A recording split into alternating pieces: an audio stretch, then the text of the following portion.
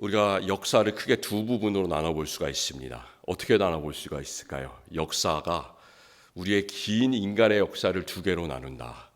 그렇다면 우리는 예수님을 믿는 우리는 특별히 더 그런데요. BC와 AD로 나눌 수가 있습니다. BC가 뭘까요? Before Christ, 예수님께서 오시기 전의 시대, BC라고 하고요. AD는 라틴어입니다. 그 당시에 라틴어를 로마 말을 썼는데 아노 도미니라고 예수님의 때라는 말이에요. 주님의 때, 도미니라는 것은 주님의라는 말이고 아노라는 것은 연도라는 말이에요. 주님의 해들 이런 말입니다. 그래서 우리는 예수님께서 오신 다음부터 계속해서 주님의 이 해를 살고 있습니다. 우리의 삶이 정말로 그렇게 됐으면 좋겠어요. 우리가 단 하루 이 주님의 날에 예배 드릴 때만 주님의 날을 사는 것이 아니라 1년 365일 우리 평생이 주님의 해를 살았으면 좋겠습니다. 예수님께서 오신 다음부터 우리 모든 인류는 진정으로 주님의 해를 살고 있습니다. 그래서 우리의 한 명 한 명의 삶도 그렇게 됐으면 참 좋겠습니다. 그 예수님께서 오실 때까지 다시 오실 때까지 우리가 주님의 그 삶을 모시고 주님을 모시고 주님의 해를 살았으면 참 좋겠는데 우리가 정말 그랬으면 좋겠어요. 그런데 실제로 우리의 삶 속에서 그런 일이 잘 일어나지가 않죠. 우리가 예수님 중심으로 살기보다는 내 자신의 세속적인 생활에 더 몰두할 때가 참 많이 있습니다. 우리가 살아가고 있는 그 세속적인 삶을 한번 두 부분으로 나눠보시기를 바랍니다.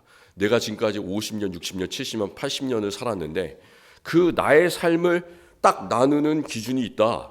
그 앞과 그 뒤로 나눈다면 어떻게 나눠볼 수가 있을까요?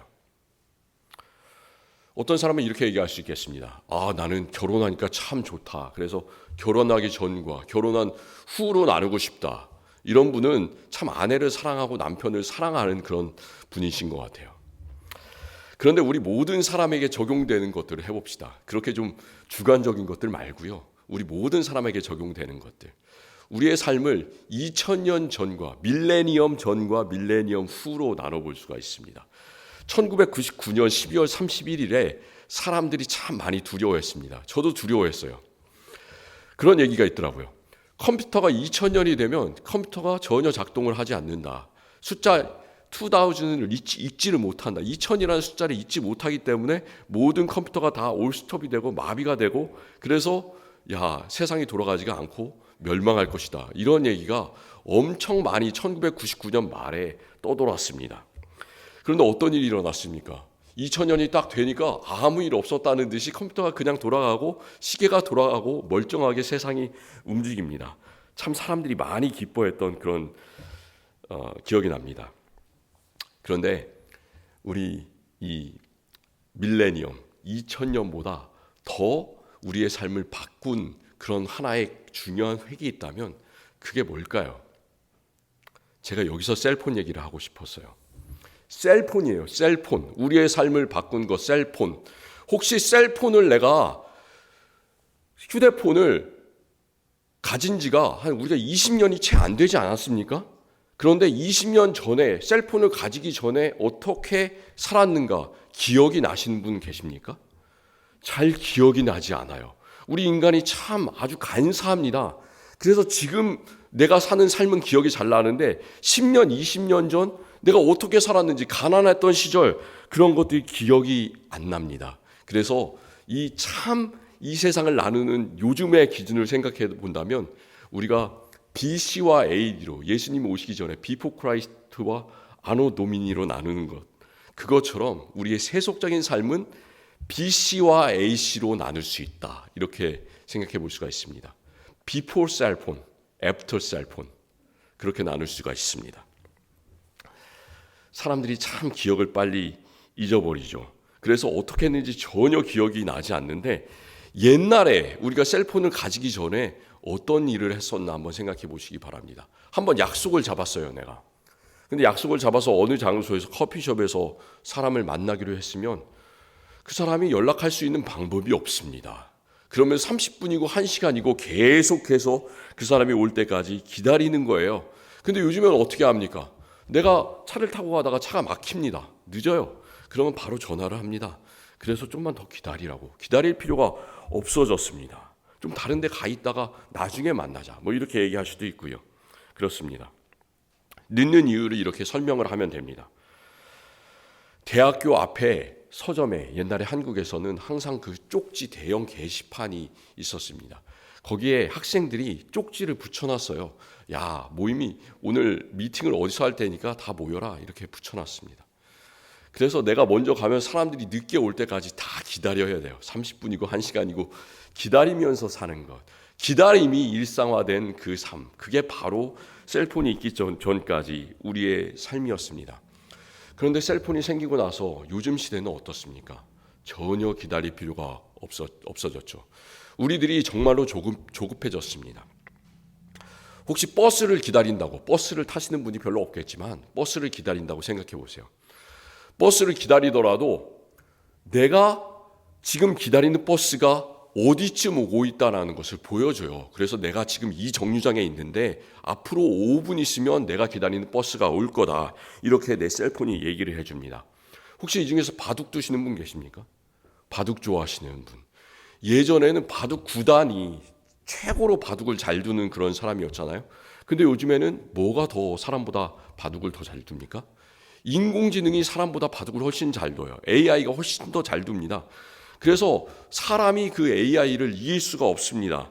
그래서 아무리 바둑을 잘 두는 두 명의 기사들이 바둑을 두더라도 AI는 모든 것을 다 꿰뚫고 있어요. 그래서 이 사람이 어디에다가 그 수를 놓으면 야, 이 수가 나쁜 수다. 그래서 이 사람의 그 승리 확률이 떨어지고 갑자기 올라가고 이런 거를 실시간으로 그래프로 보여줍니다. 그런 세상이 돼버렸습니다. 혹시 축구 좋아하시는 분 계십니까? 월드컵. 요즘에 월드컵이 한창 있잖아요. 제가 예전에 한 10여 년 전에는 그 월드컵을 한 게임도 빠지지 않고 다 봤던 적이 있는데 요즘에는 참 바쁘더라고요. 그래서 절대 그렇게 하지 못하는데요.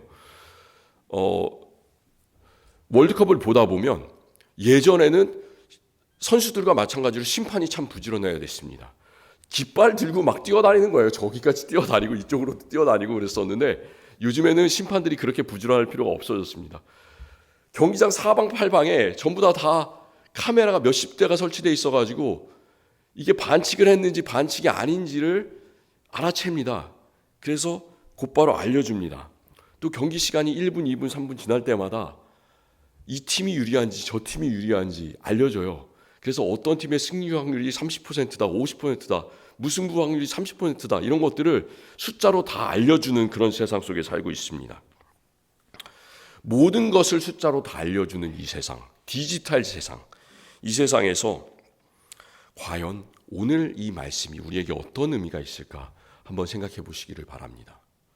세상의 모든 것들을 다 이렇게 다 알려주고 우리는 전혀 기다릴 필요가 없는 그런 세상에 살고 있는데 오늘 말씀에서는 그러므로 깨어 있으라. 어느 날에 너희 주가 임할는지 너희가 알지 못함이라. 이렇게 예수님께서 우리에게 너희는 잘 기다려야 된다. 이렇게 명령을 하시는데 우리는 그 예수님의 말씀을 어떻게 받아들일 수 있을까? 생각해 보시기를 바랍니다. 오늘 우리가 이 강단의 촛불을 한 개를 켰습니다. 이 첫 번째 촛불은 소망의 촛불입니다. 촛불마다 다 이름이 있습니다. 우리가 촛불을 켜면서 예수님께서 오심을 바라보는 이 성탄 4주간의 기간을 우리가 대림절, 그리고 라틴어로는 애드벤트라고 합니다. 온다는 얘기예요. 커밍이라는 그런 뜻입니다. 그래서 한자어로는 대림, 오심을 기다린다라는 그런 뜻이 있어요. 예수님께서 오심을 기다리는 그런 때입니다. 우리가 보통 그 연도가 바뀌는 새해를 아주 중요하게 생각을 합니다. 그래서 새해 전날 12월 31일에 우리가 송구영신 예배를 드리지 않습니까? 그래서 1년 마지막 그 시간을 하나님께 드리고 또 1년 첫 시간을 우리가 하나님께 또 드립니다. 또 새해가 되면 우리가 보통 3일을 잘 넘기기가 쉽지 않지만 새해가 되면 이런 걸 좀 했으면 좋겠습니다. 새해 다짐도 해보고 이렇습니다. 그런데 예수님을 믿는 우리에게는 이 새해와 같은 1월 1일과 같은 날이 바로 오늘이에요. 오늘 이 대림절 첫 번째 주일입니다. 왜 그러냐면 교회의 달력이 있는데요. 교회의 달력은 바로 오늘부터 시작이 돼요.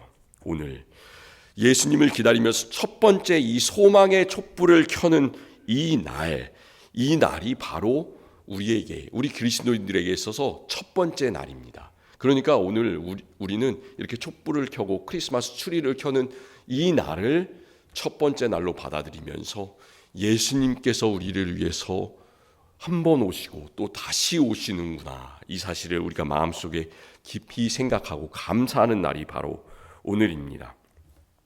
우리 교회가 1년 재정을 12월 1일부터 시작해서 그 다음 해 11월 30일까지 1년 재정을 회계를 하게 되어 있습니다. 회계 연도가 그렇게 되어 있는데요. 교회의 달력이 12월 가장 가까운 대림절 첫 번째 주일에 시작된다는 점을 생각하면 그렇게 하는 것이 아주 바람직한 그런 일입니다. 우리가 이 대림절에 예수님을 정말로 잘 기다려야 되는데 어떻게 하는 것이 예수님을 잘 기다리는 걸까? 예수님을 잘 기다리는 그 방법을 오늘 말씀에서는 한마디로 요약하자면 오늘 말씀의 제목, 깨어 있으라. 이것이 바로 예수님을 잘 기다리는 그런 방법입니다. 깨어 있는 것, 그것이 바로 예수님을 잘 기다리는 것이에요. 저는 궁금증이 생겼어요. 사람이 얼마나 잠을 한숨도 눈을 붙이지 않고 깨어 있을 수 있을까? 몇 시간 할 수 있을까요? 사람이 24시간, 48시간, 72시간, 몇 시간 해보셨어요? 저는 지금은 이제 나이가 조금씩 이제 들어가기 때문에 올해는 못 견딜 것 같고요. 한 48시간은 가능하지 않을까 생각이 됩니다. 그런데 그 코로나 바이러스 팬데믹 때문에 유명해진 연방 정부 기관이 하나 있잖아요. CDC라고, 그 미국 질병통제 예방센터입니다. 여기서 한 가지 그 미국 사람의 수면에 대한 권고 사항을 하나 내놨어요. 하루에 사람이, 미국 성인이 몇 시간 이상은 잠을 자야 된다, 이런 권고안을 내놨는데 몇 시간 이상 사람이 잠을 자야 될까요? 예? 뭐 어떤 분은 8시간도 자고, 많이 주무시는 분은 한 10시간도 주무시고 뭐 이러면 좋겠지만 7시간 이상은 사람이 잠을 자야 된다, 이렇게 말을 했습니다. 7시간 이상. 근데 이 미국 사람들의 35% 정도가 7시간 잠을 못 잔다고 해요. 얼마나 바쁜 세상에서 우리가 살고 있는 거예요.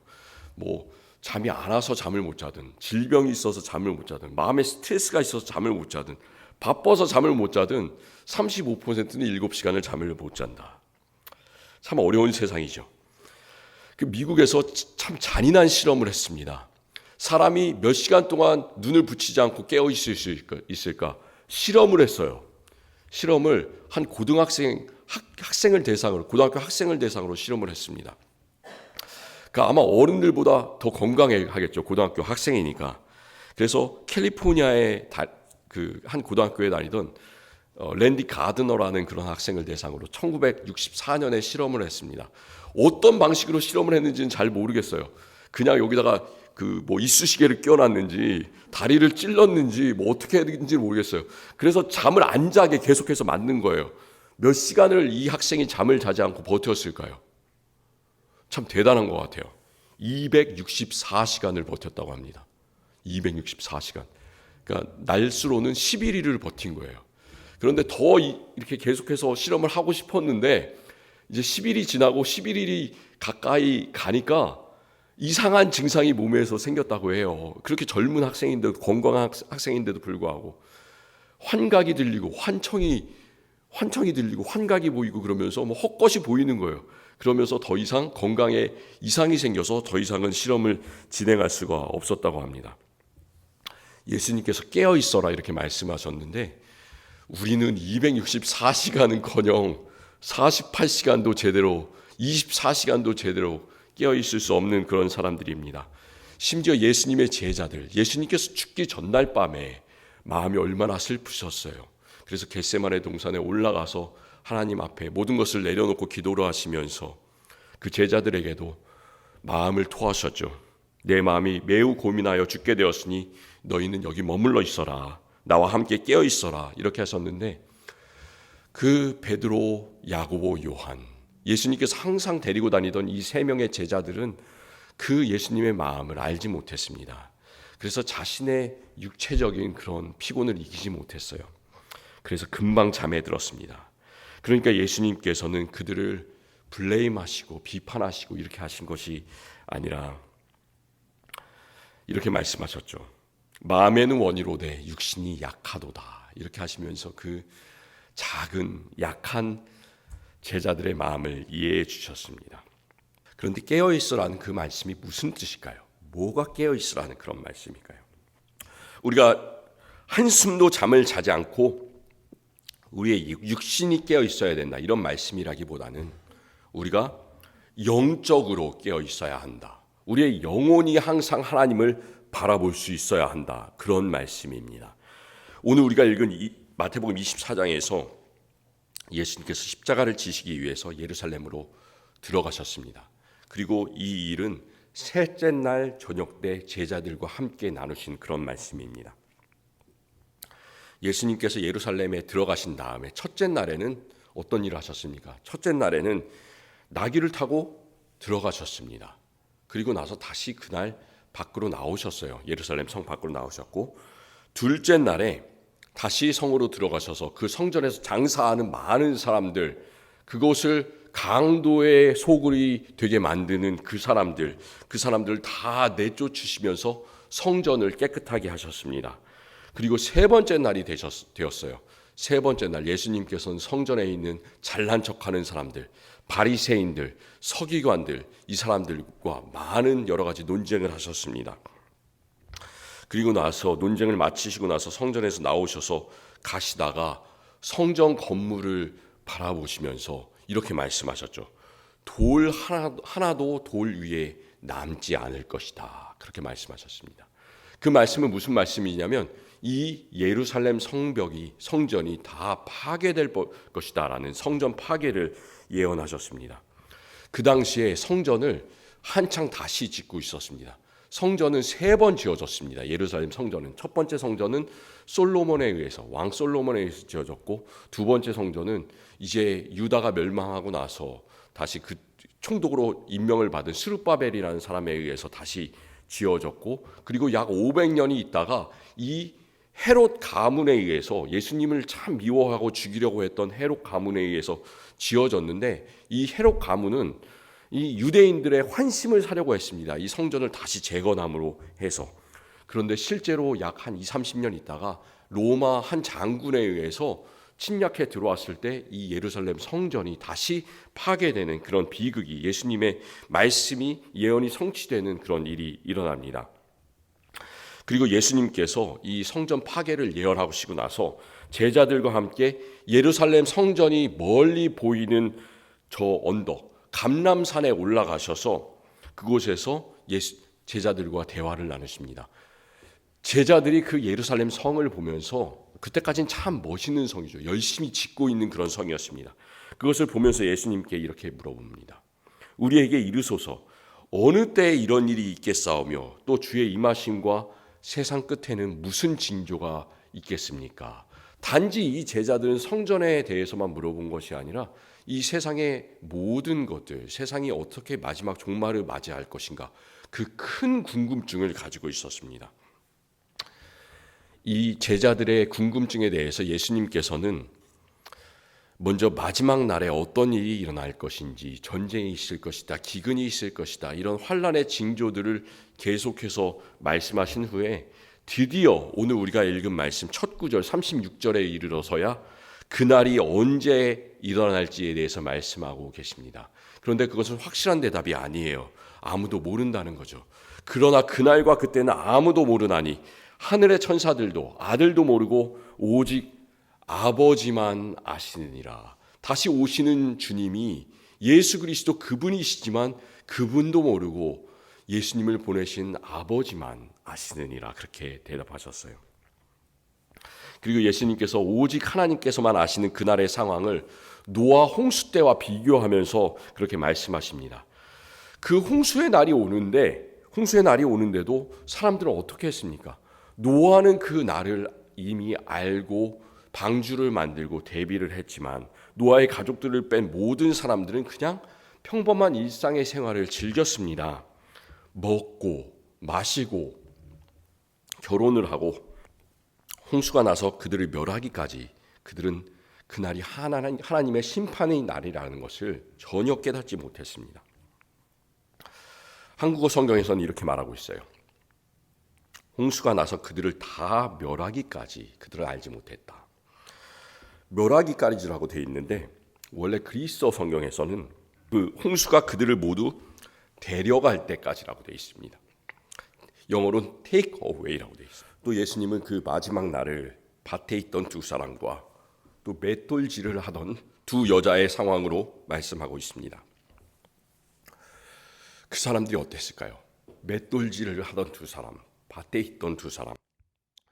마찬가지로 한 사람은 밭에 남겨지고 한 사람은 데려감을 입었다. 그리고 맷돌질을 하던 두 사람, 두 여자는 마찬가지로 한 사람은 그 맷돌 곁에 남겨지고 또 다른 한 사람은 데려감을 입었다. 이렇게 예수님께서 말씀하십니다. 여기서 참 궁금한 한 가지 질문이 있습니다. 과연 남겨진 사람이 좋은 걸까요? 아니면은 데려감을 입은 사람이 좋은 걸까요? 성경에는 종말과 부활에 관한 아주 큰 그림들이 있습니다. 여러 가지 그림들이 있습니다. 그래서 내가 생각하는 종말이 그게 맞는 것이다라고 단언하지 마셨으면 좋겠어요. 많은 사람들이 마지막 날에 믿는 사람들이 하늘로 끌려 올려져서 휴거되는 그 모습만을 알고 있습니다.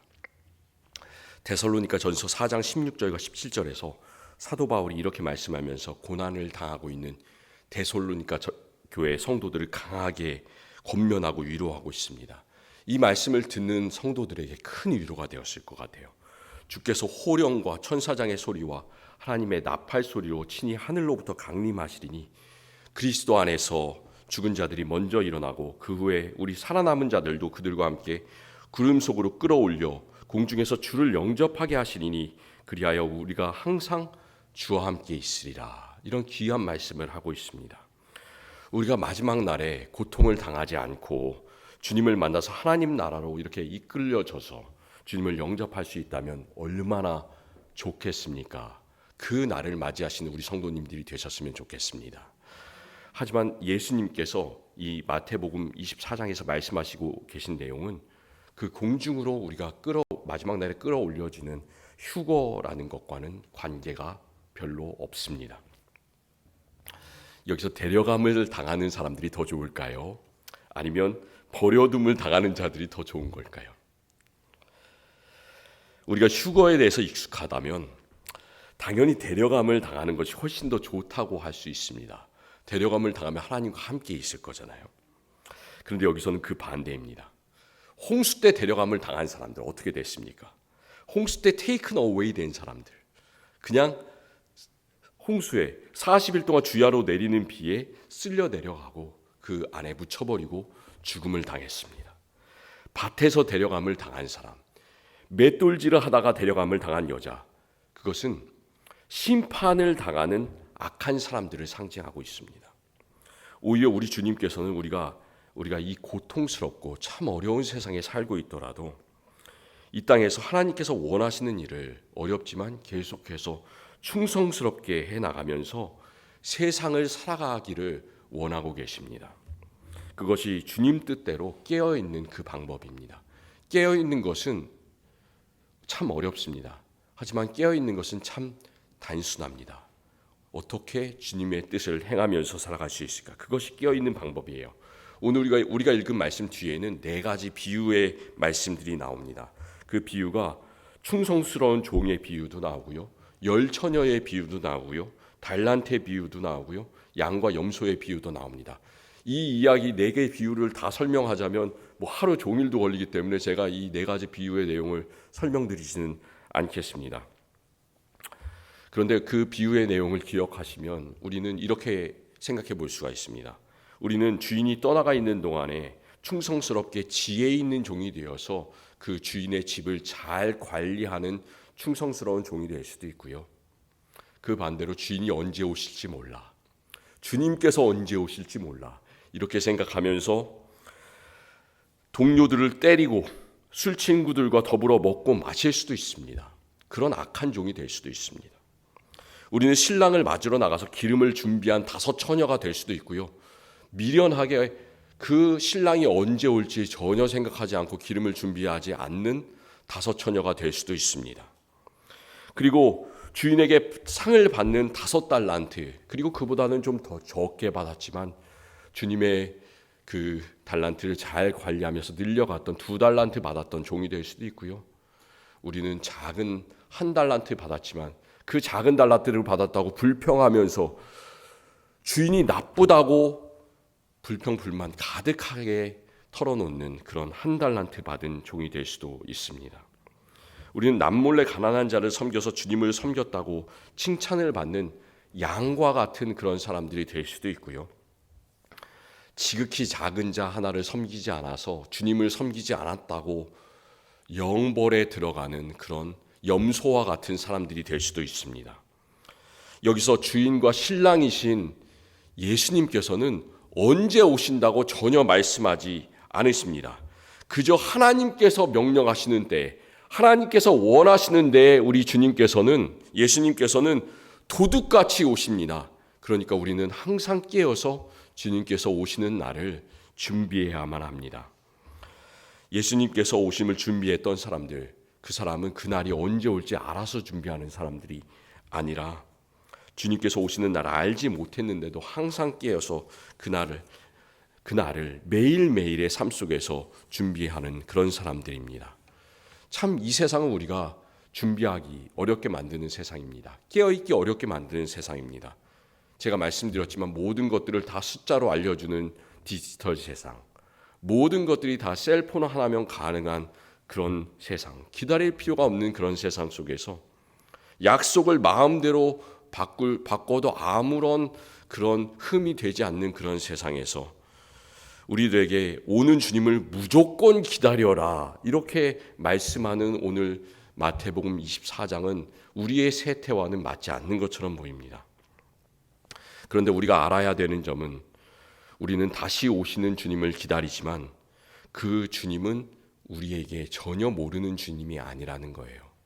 그 주님은 성령으로서 우리 안에 늘 우리와 항상 함께하고 계시는 주님, 우리가 늘 바라보는 그 똑같은 주님을 우리는 다시 기다리고 있습니다.